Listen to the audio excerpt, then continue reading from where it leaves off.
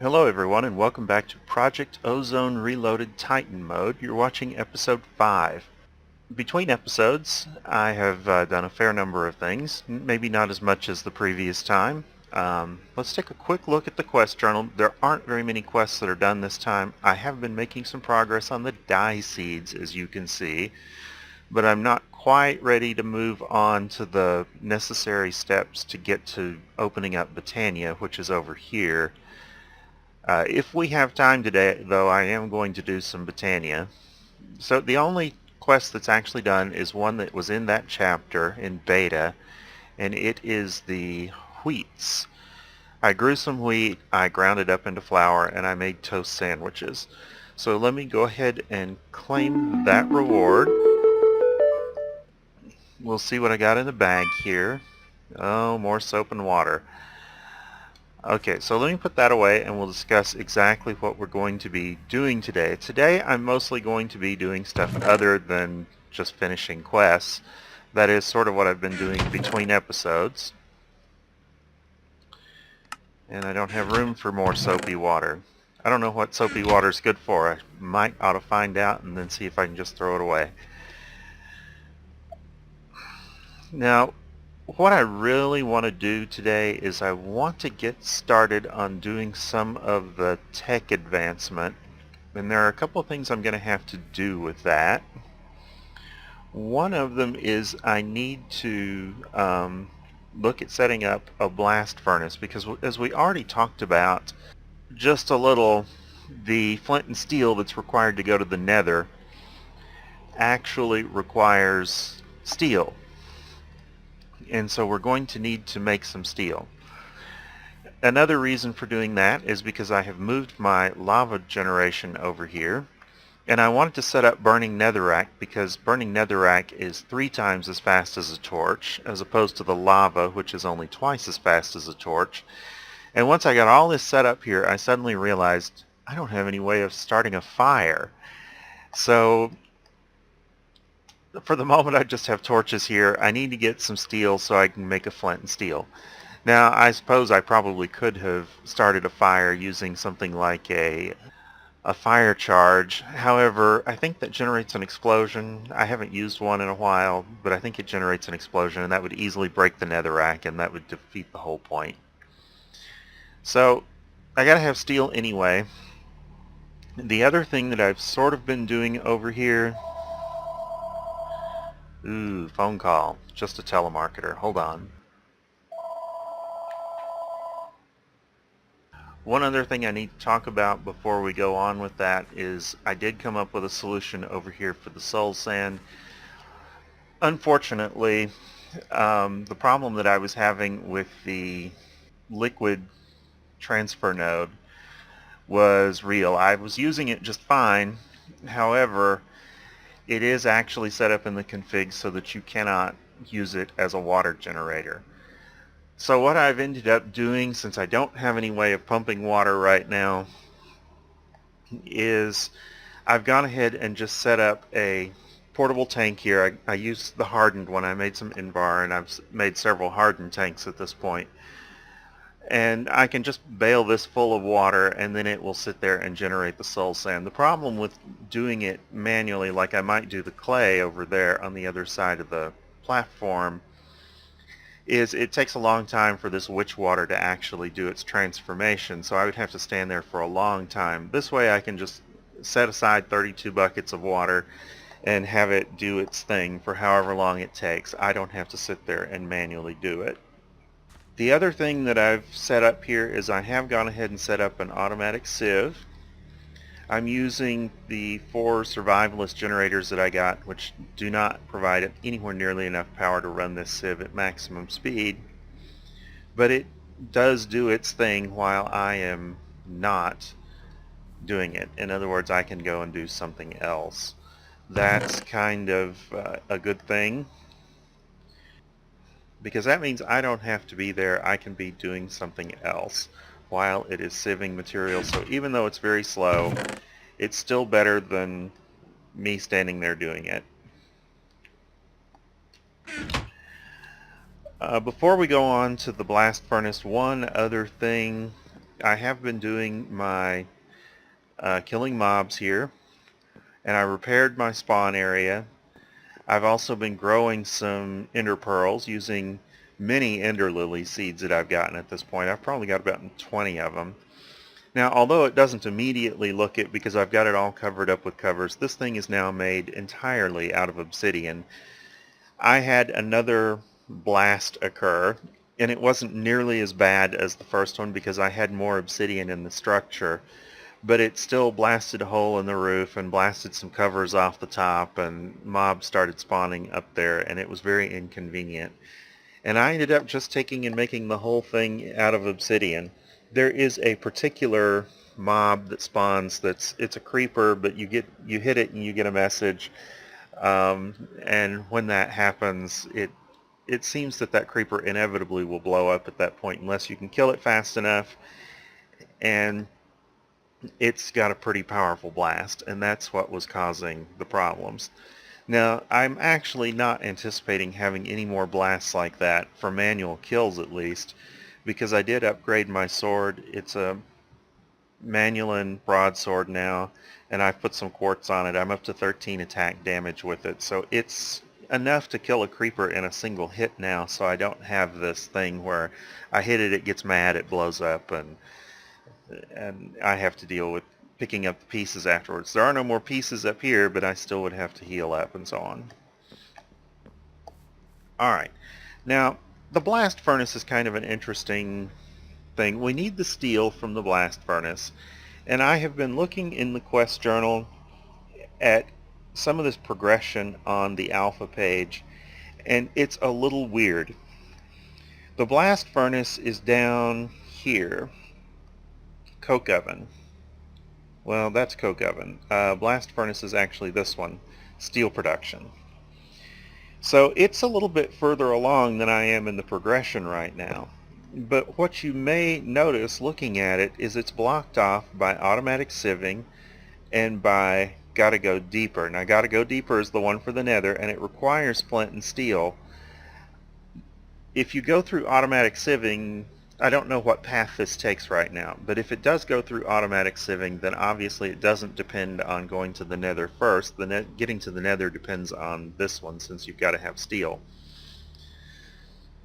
However, I noticed that the automatic sieving has its own problem. If you come in here, it wants you to make an automatic sieve, and then it wants you to make fortune upgrades and speed upgrades. Now, I don't think the speed upgrade is anything unusual. We can just come in here, and it's this one. It is the speed upgrade that's got the issue. Okay, the speed upgrade wants you to have blitz powder, and if you have not spawned in a biome where blitzes spawn, which I haven't, then you may have some trouble getting some blitz powder. It can be crafted. You can craft it in a fluid transposer, combining sand and destabilized redstone. The problem with that is that it requires that you actually be quite a bit further along in the tech progression in order to get it. So that's a little weird to me. You can't do this one until you're further along in the tech progression, until you just happen to spawn in the right biome, or go find one of those biomes. No telling how long that would take, but I think a plains will do. The other path would be to go through the nether, and maybe that's how this progression goes, but if that's true, then you've got to have steel before it has you do a quest permitting you to make steel, which is also a little strange. But we're going to go ahead and do that now, because I need the steel, and it doesn't matter what order the quests are done in. So I'm going to go ahead and we'll look at blast furnace brick here. The blast brick requires nether bricks,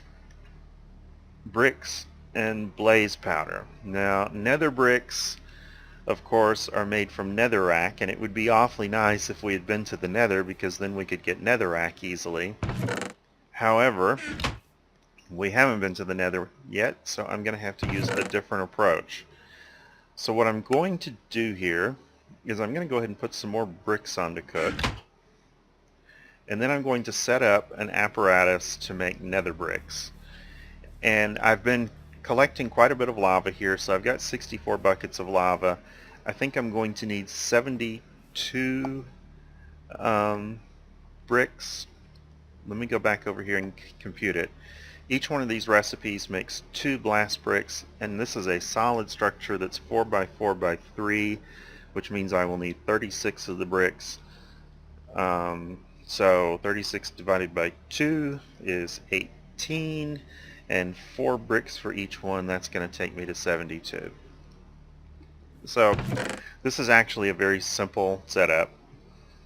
I'm just going to put a hopper down on the bottom to draw items out of a barrel, which I'll put next, and then I'll put another hopper on top of that, and then a slab on top of that so that we don't get rain in our barrel. So coming back down here, that all looks fine. We're going to put lava in this barrel, and we're going to put redstone in the hopper, and that is going to pretty rapidly generate netherrack and draw it out the bottom. Now, I don't have the hopper attached to a chest because I'm just not going to make enough netherrack to need a chest to hold it. The hopper will hold it just fine up to 5 stacks. So the other item I got here was these pipes from Magneticraft, and let's just use the Magneticraft wrench when I hook that up. I don't know, the Magneticraft wrench is not quite the same as the crescent hammer, but it will break that. Okay. So let's go ahead and put that down there, and I'll connect it up with a pipe, and we'll fill this barrel by just using this wrench right here, and that's starting to pump the lava out. So we have 1,000 millibuckets of lava in the barrel. The barrel's full of lava. Now I just need to get my 72 redstone, and it took me quite a while to accumulate this. And it's almost all I've got. And we'll put it in the barrel, or put it in the hopper rather. And it's rapidly making netherrack. Now I'm going to go ahead and cut here, and when I have all of this netherrack fired into bricks, and I've got the rest of my bricks, I'll be back and we'll go ahead and make the blast furnace itself.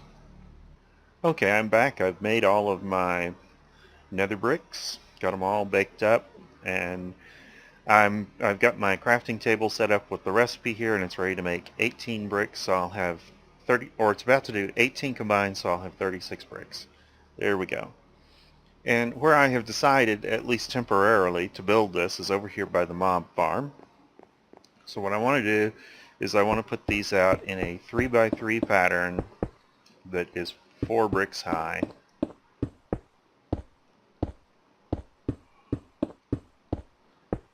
And naturally I would mess it up.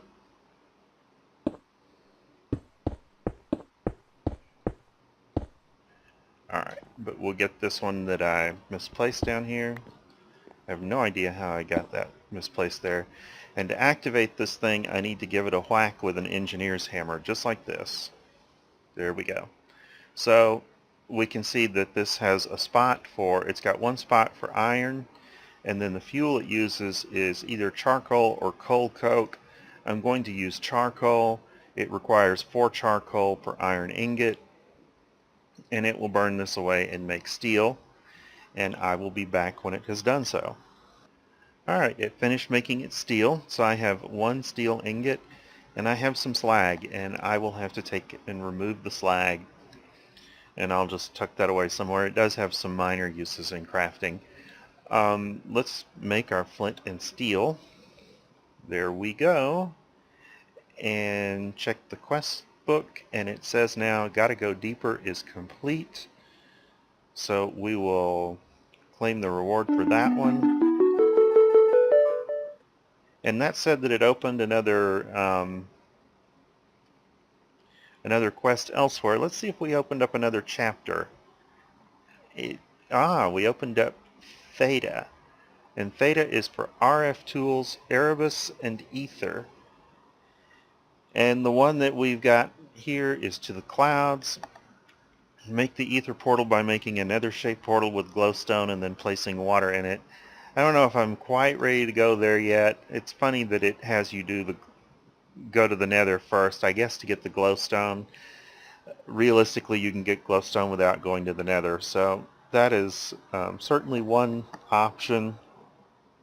It's nice that we have another chapter opened up. Let's see if there is anything else that is going to be on the agenda anytime soon. We can crush netherrack down. I'll have to have 64 of them. I've already gotten the gold and the nether quartz. The nether quartz came from sieving soul sand, which I had already made plenty of. I've been using nether quartz to sharpen my sword.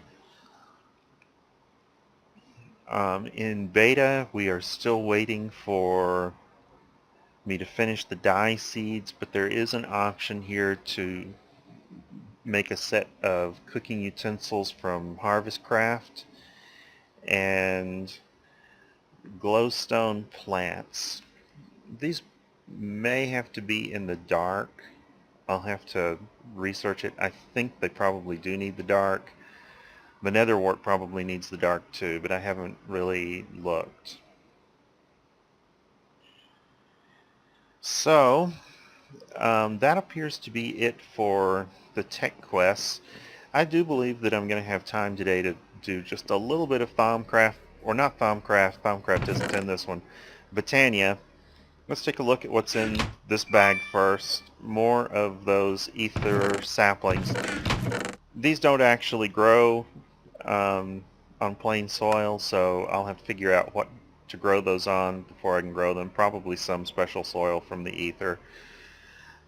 On the subject of saplings, while I'm looking at them and I am talking about saplings, I've gotten two interesting saplings from Mine Factory Reloaded here. That is the Mega Rubber Sapling and the Sacred Rubber Sapling, not the enchanted one. Now, these come from loot bags. They're pretty common in loot bags. I don't actually suggest growing them.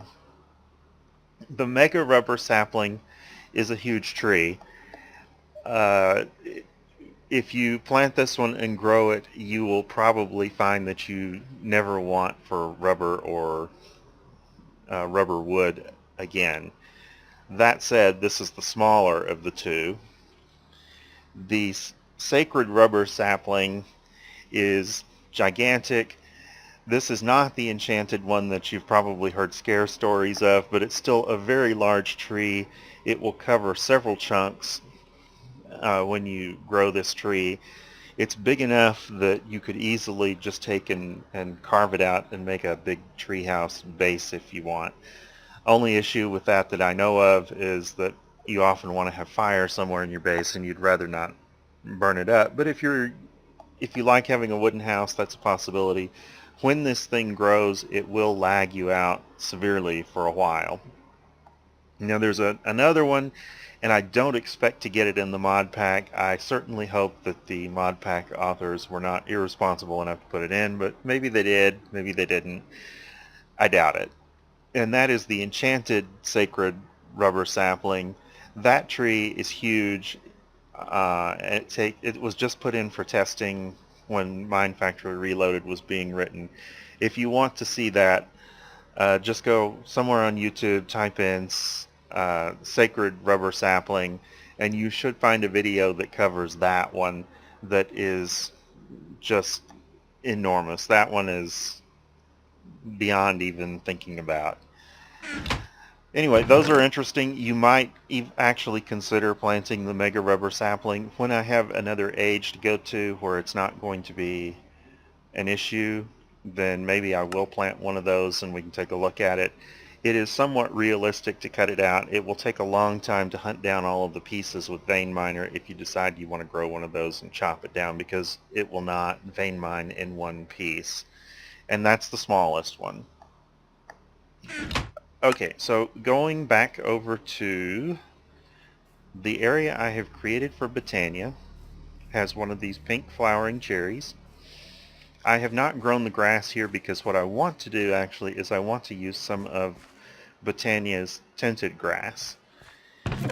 So what I need to do is to set up some basic mana generation. And that always starts with day blooms. So let's go ahead and I think I'm going to want 2 yellow, an orange, and a light blue. And I'm going to need a couple of seeds. I can just use a couple of waste seeds from over here where I have been working on agricraft crops. I've got quite a few of them, up to 10, 10, 10 now. And I'm working on those flowers at this point. So I'll need a bucket. And we'll scoop some water in there and make petals out of these.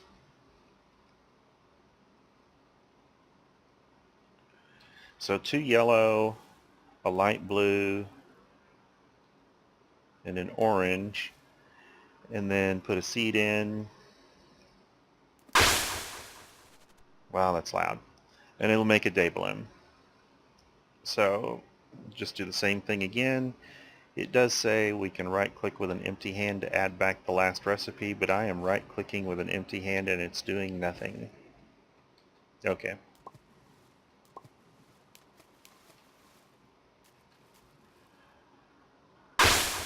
There we go. So we've got 2 day blooms just in time for the daylight. Let's take and put these down over here somewhere. Now to get the mana out of them, I'm going to need a mana spreader. And normally I think that requires a bar of gold, but I don't think in this mod pack it does. No, just a mystical blue petal in this sort of sideways U made out of living wood. And I'll just pop that down. And then there has to be somewhere for the mana to go. So let's make a mana pool.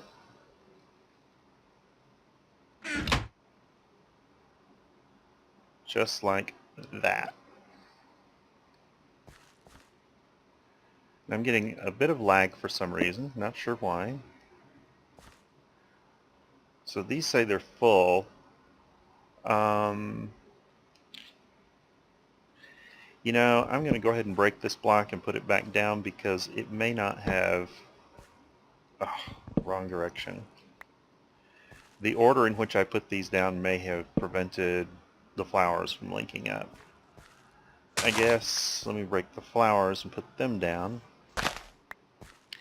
I could redirect them, but I don't have the wand yet, so that's just not really an option. But they're not smoking now, so we should see a burst of mana come through here shortly. I don't know how long it will take.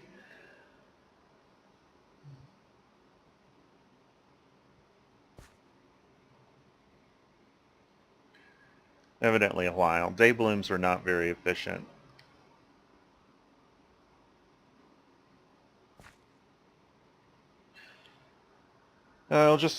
Maybe there'll be some blue in that when I get back. I need to get an item so that I can go ahead and make the next flower, which will be more efficient.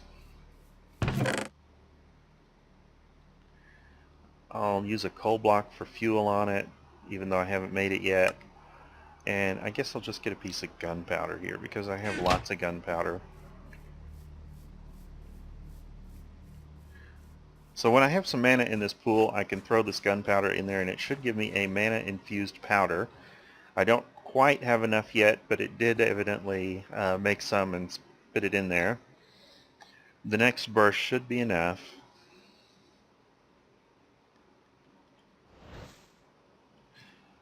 Okay, it actually took 3 more bursts. There was a cut there, but it does show a check mark on the arrow, which means it's ready. Let's toss this in the pool. So now I have mana powder,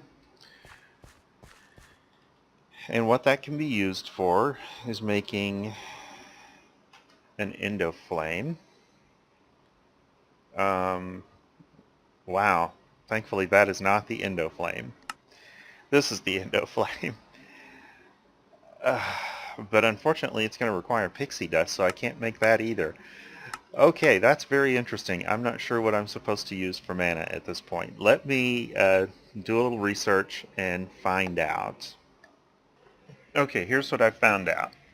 It looks like in the config files, the normal withering of passive generation has been disabled, which makes it sort of old school Botania where you could just power everything with passive flowers indefinitely if you wanted to. They just wouldn't generate mana very quickly. Well, the reason that this was done apparently, and I'm sort of speculating here, but it appears that what they've done is they've made all of the other generating flora require a significant progression in Botania before you can do it. So while that would be nice to use, I don't need to. I can actually go ahead and make the next generation of passive flora first. So what I'm going to do is I'm going to make a hydrangea, and that is 2 cyan petals and 2 blue petals,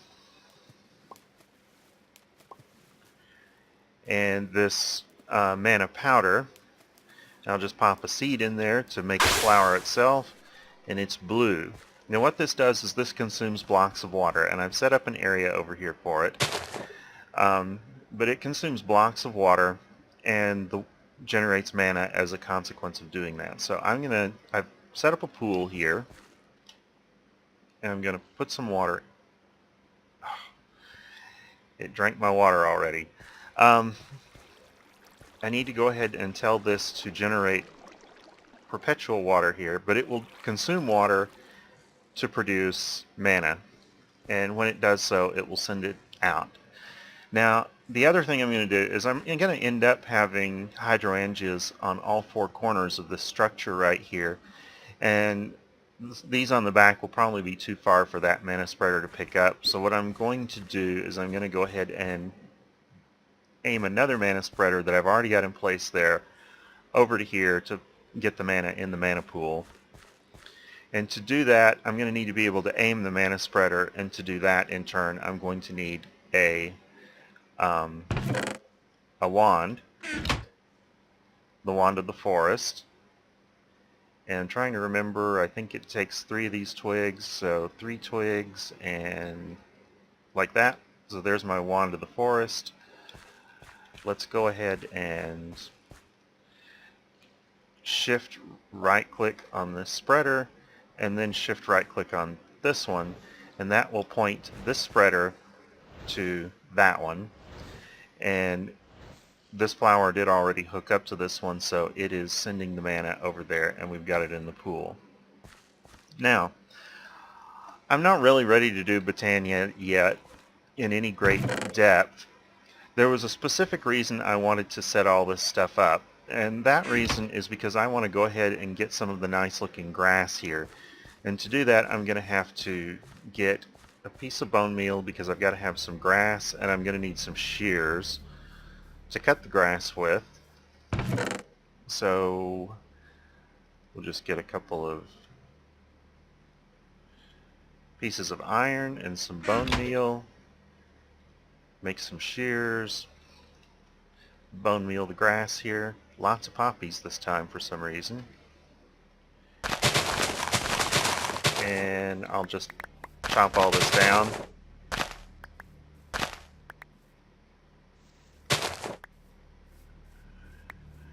Alright, now if I take one of these pieces of grass and I throw it in the mana pool, assuming there is enough mana, it should produce a pasture seed. So we got one of those. It's this right here.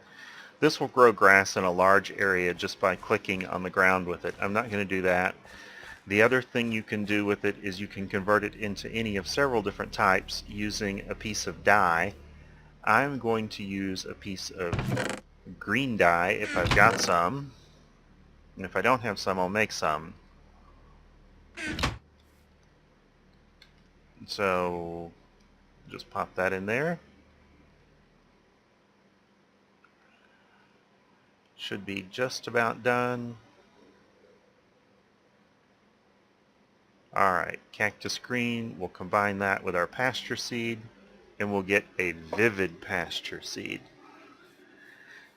If I come back over here, I can plant the vivid pasture seed, and instead of growing grass, it will grow vivid grass, which is this much darker green color. I think it will actually look pretty nice using these essence blocks for lighting in this area. That's one reason for wanting it. It also doesn't spawn animals, but you can still plant flowers and trees on it if you like. So that's a little bit of a convenience for the vivid grass, and I think it's going to look nice, and it should spread around, and all this area that is just bare dirt should, by the time we come back to the next episode, be the vivid grass. So that's going to wrap it up today.